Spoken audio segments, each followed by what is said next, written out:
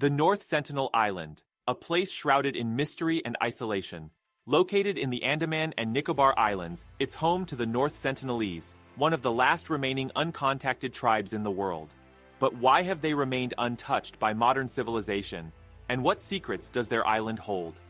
In 2018, John Allen Chow, an American missionary, made a fatal attempt to interact with the Sentinelese. Despite warnings and laws prohibiting contact, he paid a fisherman to take him to the island. Armed with gifts like fish, a Bible, and his unwavering belief, he stepped onto the shores. The result? A swift and violent rejection, marking the tragic end of his journey. His story isn't unique. Every outsider who has ventured too close has faced hostility. Why such aggression? History offers clues. The Sentinelese have lived in isolation for tens of thousands of years. Their ancestors migrated out of Africa, settling on the island nearly 30,000 years ago.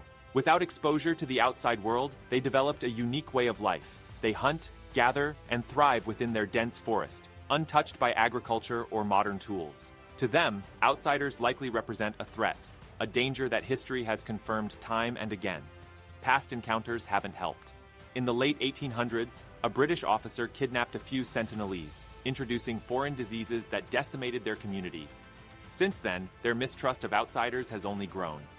Even as recently as the 1970s and 80s, attempts to gift them food and tools often ended with arrows flying or gifts buried in the sand. Interestingly, there was a brief window of peaceful interaction in 1991.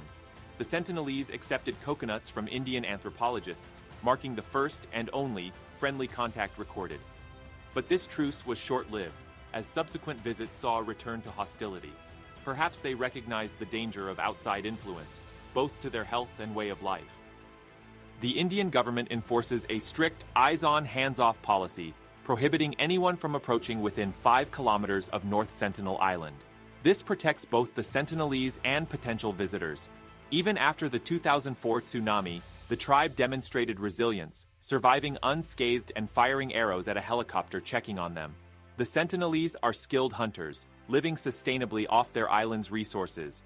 Their population, traditions, and language remain a mystery, but they embody harmony with nature, free from modern challenges like overpopulation or resource depletion. Should they be left alone or integrated into the modern world?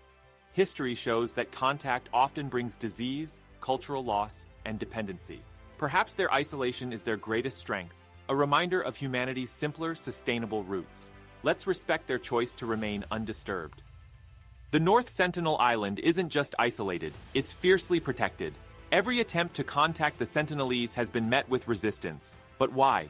To understand, we must delve into their history and unique way of life. The Sentinelese are thought to have lived on this island for tens of thousands of years, cut off from the rest of humanity. Unlike most tribes, they've never developed agriculture. Instead, they are skilled hunter-gatherers, relying on the island's rich ecosystem for survival. They fish, hunt wild boars, and even collect turtle eggs and honey. Their lives are simple yet sustainable, perfectly in tune with nature. But their isolation has come at a cost. Without exposure to modern diseases, their immune systems are incredibly vulnerable. When outsiders like British officer Maurice Vidal-Portman attempted contact in the 19th century, it ended in tragedy. Diseases brought back by abducted Sentinelese killed many in their community. It's believed this traumatic event cemented their hostility toward outsiders, a defense mechanism to protect their people. The 20th century saw repeated attempts to connect with the tribe, often leaving more questions than answers. The Sentinelese refused to engage with modern society, showing no curiosity about the outside world. Even the iron tools salvaged from a shipwreck in 1981 were used in their traditional weapons rather than sparking a technological shift. One fascinating exception occurred in 1991. For the first and only time, the Sentinelese showed friendliness, accepting coconuts from an Indian expedition. Yet, this moment of peace was fleeting. Soon after, they returned to their defensive stance, rejecting all further interactions. What caused this change remains a mystery, but it underscores their determination to remain uncontacted. This resilience was evident during the 2004 tsunami, which devastated the region.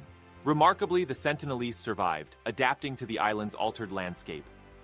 When a rescue helicopter approached, they fired arrows, signaling they didn't need or want outside help. Today, strict laws protect the North Sentinel Island. The Indian government enforces a 5-kilometer exclusion zone, ensuring the Sentinelese remain undisturbed. But the debate continues. Should we leave them in isolation, or try to share modern advancements with them? History suggests that forced integration often leads to disaster. The Jarawa tribe, also from the Andaman Islands, faced severe issues after contact with the outside world, including addiction, obesity, and loss of cultural identity. These examples highlight the dangers of imposing modernity on isolated tribes.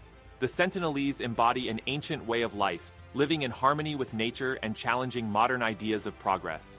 Respecting their wish to remain uncontacted is the best way to honor their unique and sustainable existence. If you found this story fascinating, don't forget to like, share, and subscribe for more insightful content.